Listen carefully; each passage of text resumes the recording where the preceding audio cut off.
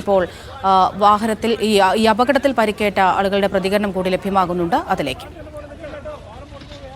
Bus ആനിക്കാമ്പലം തിരുവമ്പാടിക്ക് വരുന്ന വഴി കാളിയാമ്പഴം എത്തുന്നതിന് മുമ്പുള്ള കലിങ്കിൽ സൈഡിൽ ഇടിച്ചിട്ട് വണ്ടിക്ക് സൈഡൊക്കെ കണ്ടില്ല. വേറെ എല്ലാ സീറ്റിലും ആളുണ്ടായിരുന്നു.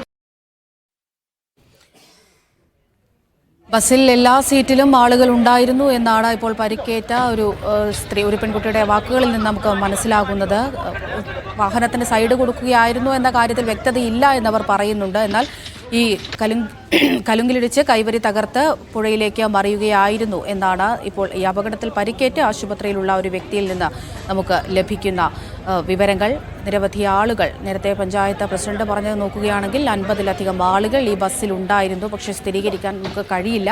ഒരു സ്ഥിരീകരണമൊക്കെ വരേണ്ടിയിരിക്കുന്നു. അപ്പോൾ നിലവിൽ ഇപ്പോൾ പരിക്കേറ്റ ആളുകളെ ആശുപത്രിയിലേക്ക് മാറ്റിയിട്ടുണ്ട്. ഒരു മരണം സ്ഥിരീകരിക്കുന്നുണ്ട്. അതിലുള്ള കൂടുതൽ വിവരങ്ങളൊക്കെ നമുക്ക് ലഭ്യമാകേണ്ടിയിരിക്കുന്നു.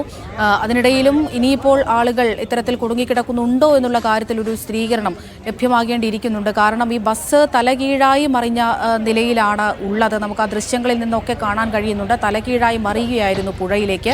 അത് പുറത്തേക്ക് എടുക്കാനുള്ള ശ്രമങ്ങൾ കഴിഞ്ഞ കുറച്ച് അധികം നേരമായി അവിടെ നടക്കുന്നുണ്ട്. ഫയർഫോഴ്സ് ഉൾപ്പെടെയുള്ള ആളുകളൊക്കെ, ഉദ്യോഗസ്ഥരൊക്കെ അവിടെ എത്തിയിട്ടുണ്ട്.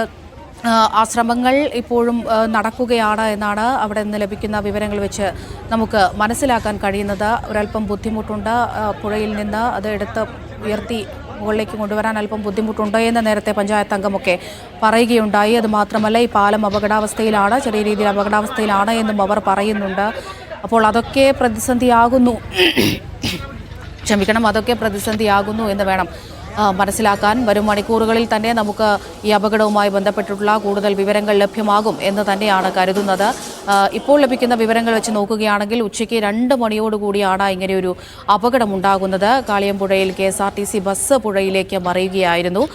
ഇത്തരത്തിൽ പാലത്തിന്റെ കൈവരി തകർത്ത് പുഴയിലേക്ക് മറിയുകയായിരുന്നു എന്നാണ് ലഭിക്കുന്ന വിവരങ്ങൾ. നേരത്തെ ഈ ബസ്സിലുണ്ടായിരുന്ന പരിക്കേറ്റ വ്യക്തിയുടെ വാക്കുകളൊക്കെ വെച്ച് നോക്കുകയാണെങ്കിൽ ചിലപ്പോൾ മറ്റൊരു വാഹനത്തിന് സൈഡ് നൽകുന്നതിനിടയിലായിരിക്കാം ഇത്തരത്തിലൊരു അപകടം ഉണ്ടായത്. അക്കാര്യത്തിലൊക്കെ ഒരു സ്ഥിരീകരണം ലഭിക്കേണ്ടതുണ്ട്.